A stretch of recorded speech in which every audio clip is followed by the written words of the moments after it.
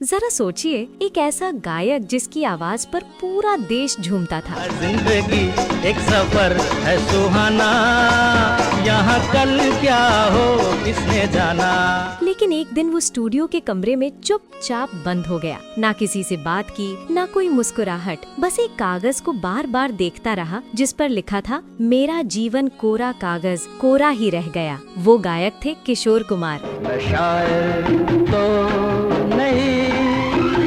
और उस दिन जो हुआ, उसने भारतीय संगीत के इतिहास में एक अमर गीत जन्म दिया। साल था 1974। मुंबई की गलियों में ट्रांजिस्टर से गूंजती थी किशोर दा की हंसी भरी आवाज। हर नुक्कड़, हर रेडियो स्टेशन पर लोग उन्हीं के गाने सुनते थे। जाता हूँ किसी की धुन में, धड़कते दिल के तराने लिए।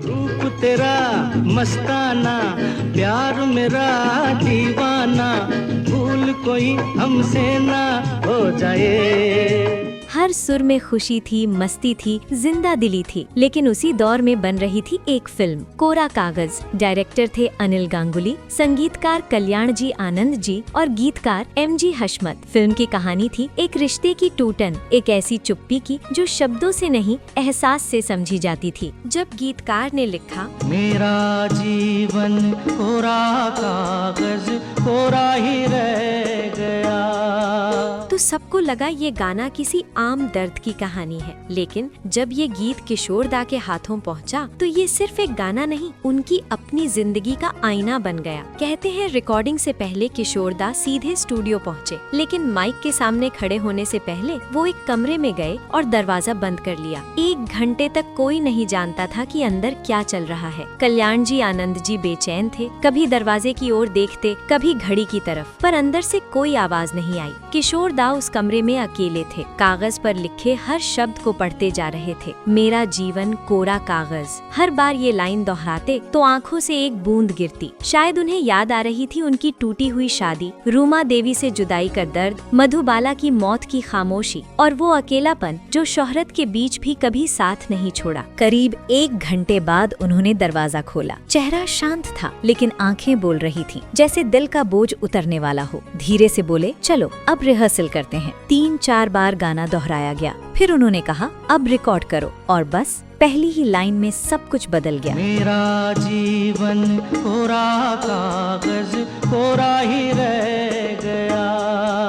उनकी आवाज में वो दर्द था जो सीधा दिल में उतर गया। स्टूडियो में पूरा सन्नाटा था, ना कोई बात कर रहा था, ना कोई सांस ले रहा था। हर किसी को ऐसा लगा जैसे उन्होंने किसी की आत्मा गाते सुनी हो। डायरेक्टर अनिल गांगुली बाद में बोले थे, जब उन्होंने गाना खत्म किया तो पूरा स्टूडियो रो पड़ा था। फिल्म कोरा कागज में सिर्फ 3 गाने थे, लेकिन यही एक गीत ऐसा था जिसने फिल्म को अमर बना दिया। लोग थिएटर से बाहर निकलते वक्त वही गुनगुनाते। मेरा जीवन कोरा कागज, कोरा ही रह गया।